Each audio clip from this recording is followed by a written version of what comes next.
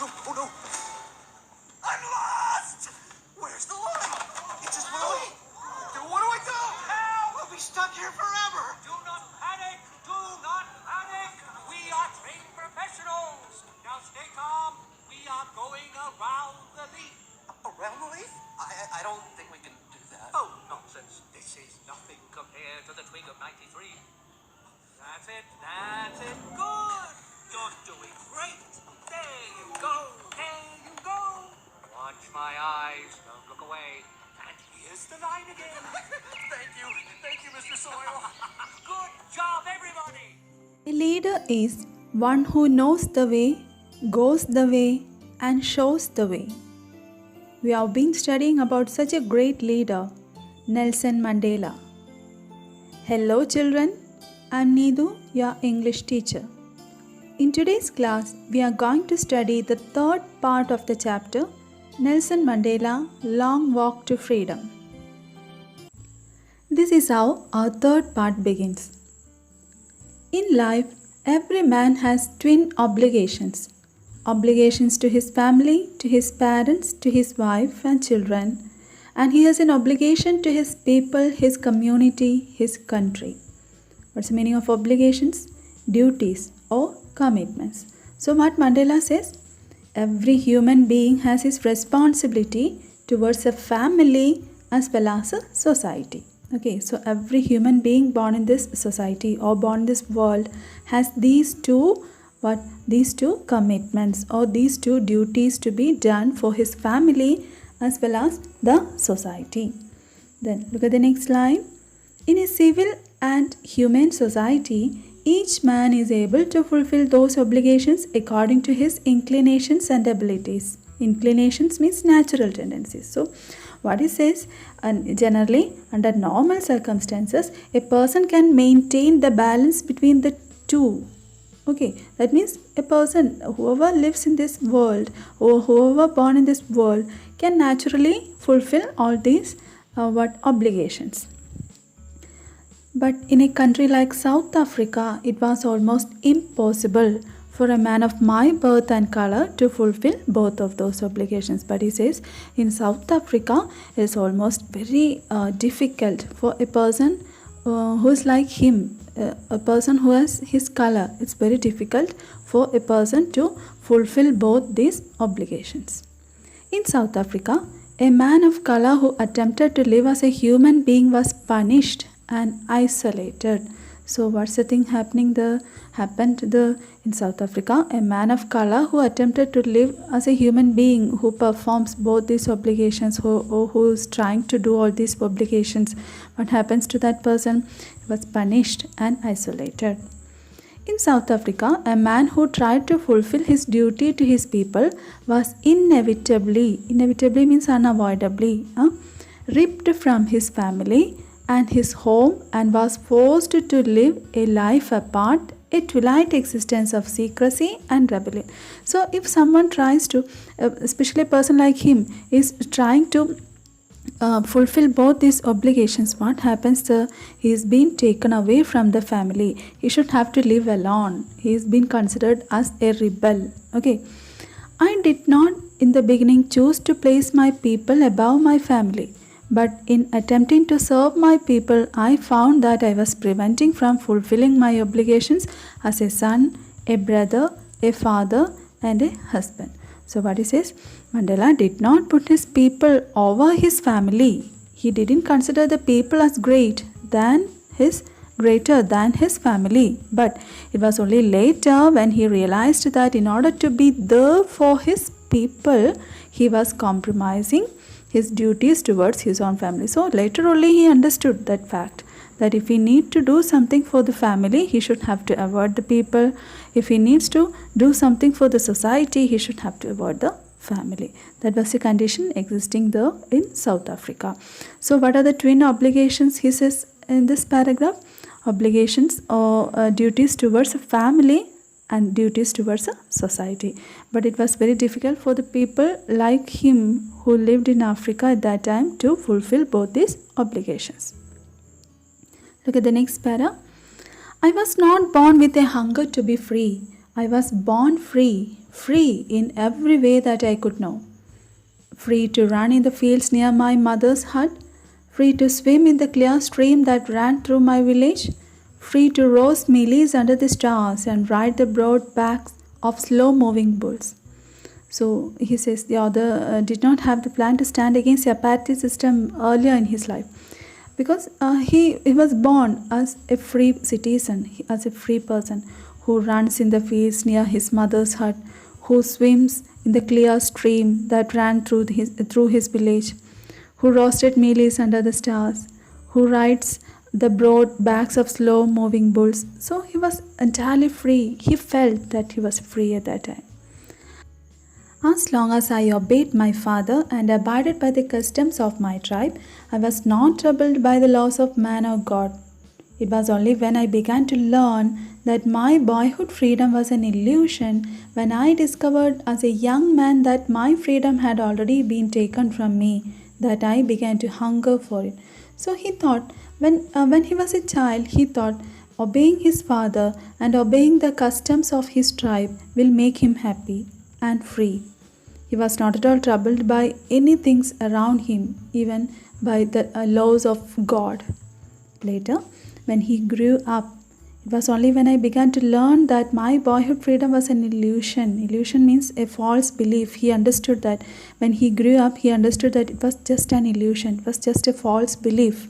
Okay, when he became a young man, he understood what's real freedom.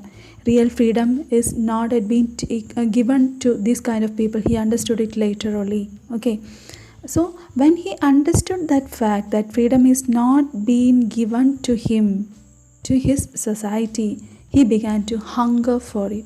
He began to yearn for it. Okay, at first, as a student, I wanted freedom only for myself, the transitory freedoms of being able to stay out at night, read what I pleased, and go where I chose. So, as a student, as a child, when he was studying, what were the type of freedoms he needed? He needed freedom only for himself. Transitory freedoms. Transitory means not permanent. Okay, temporary kinds of freedoms like staying out. He needs to stay out at night. He needs freedom for that. Okay, then he needs to read what he pleased, what he liked. He needs freedom for that. He needs to go where he chose. So he thought that were the freedom, that were the kind of freedom he needs at that age. Later, as a young man in Johannesburg, I yearned for the basic and honorable freedoms of achieving my potential, of earning my keep, of marrying and having a family, the freedom not to be obstructed in a lawful life. Later only, when he started or when he began to grow up, he later understood freedom is not just getting freedom to go out or freedom to read what he pleased and all, but some more things are there included in getting freedom. What are things? Honorable freedom of achieving his potential, earning his keep, marrying, having family. He should have that freedom of all these, to do all these things. He understood all those things later only. Okay, the freedom not to be obstructed, stopped in a lawful life, in a peaceful life. Then, the author did not have the plan to stand against the apartheid system earlier in life. He lived his childhood like any normal child in South Africa. Okay, he only had to follow the rules set up by his father or the customs of his tribe. As soon as he grew up and began to learn the facts as how people of color are treated, he decided to stand against it. Now we can move to next para. By then, I slowly saw that not only was I not free, but my brothers and sisters were not free. I saw that it was not just my freedom that was curtailed, but the freedom of everyone who looked like I did. That is when I joined the African National Congress, and that is when the hunger for my own freedom became the greater hunger for the freedom of my people. Okay.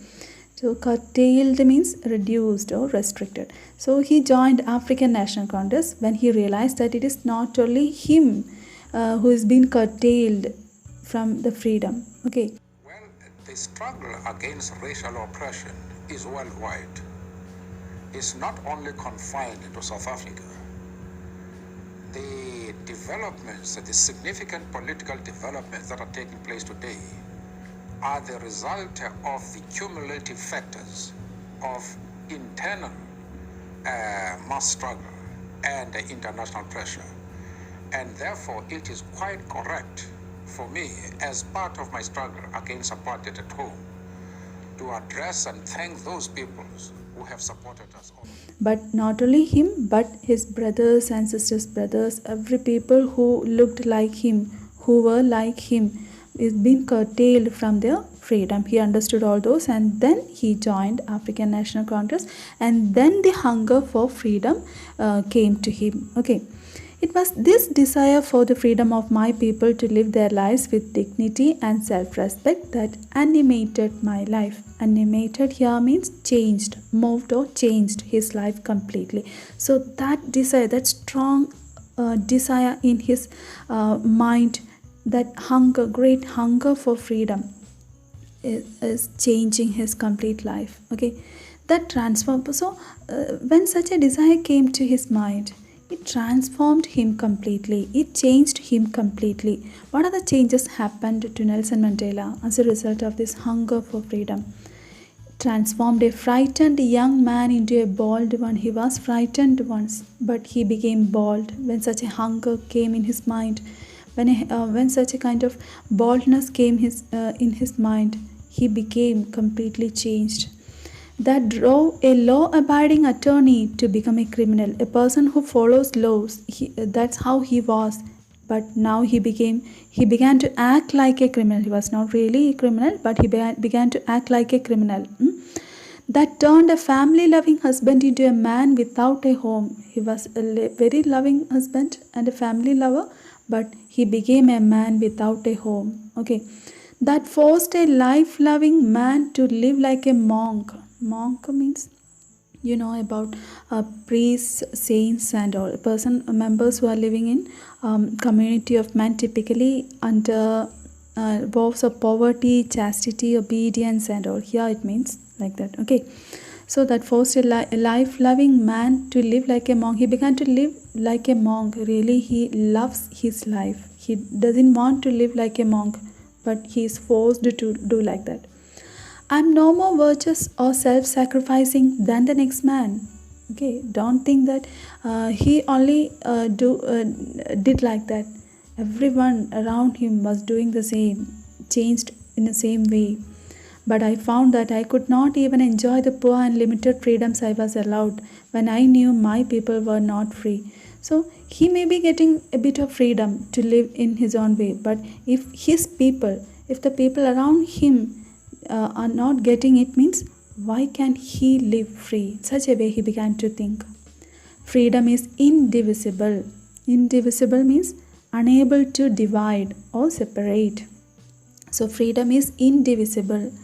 And what he says, look at the next line. The chains on any one of my people were the chains on all of them. The chains on all of my people were the chains on me. That's what he felt. That's what Mandela felt. Okay, what's that? The chains on any one of my people like me, including me, were the chains on all of them. If any one is being changed, it's a chain on all the community. Okay, and the chains on all of my people, what it means? Were the chains on me. Okay, now we can move to the next para. I knew that the oppressor must be liberated just as surely as the oppressed. A man who takes away another man's freedom is a prisoner of hatred. He is locked behind the bars of prejudice and narrow-mindedness. I am not truly free if I am taking away someone else's freedom, just as surely as I am not free when my freedom is taken from me. The oppressed and the oppressor alike are robbed of their humanity. So, he says a general fact in this this concluding paragraph. What he says, I knew that the oppressor must be liberated just as surely as the oppressed. So while we are trying to oppress someone else, really what's happening? We are oppressed there. A man who takes away another man's freedom is really being hated, isn't it? He's a prisoner of hatred. Nobody loves him.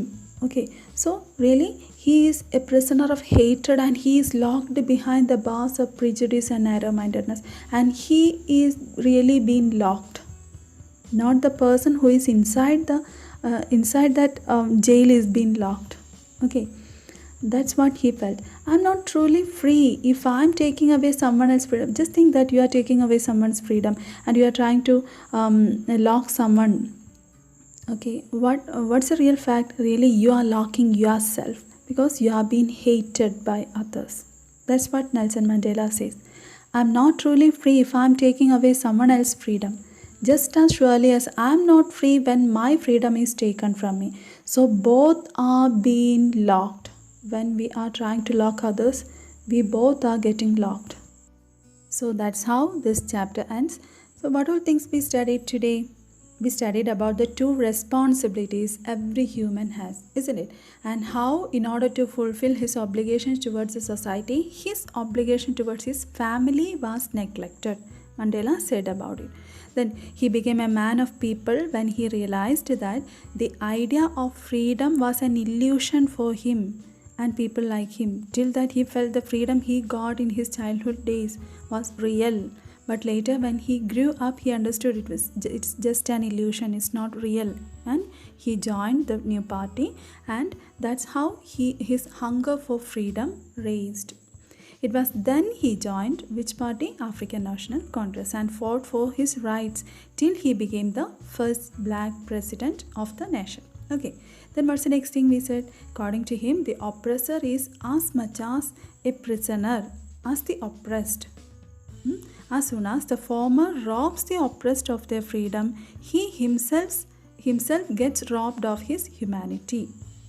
Thus, the oppressor too is not free. Both the oppressor and the oppressed are not free. Okay, so these are the general things he said about the people in South Africa. And this is how our chapter ends. You should read the textbook completely. And if you have any doubts anywhere, please contact me. Okay, thank you.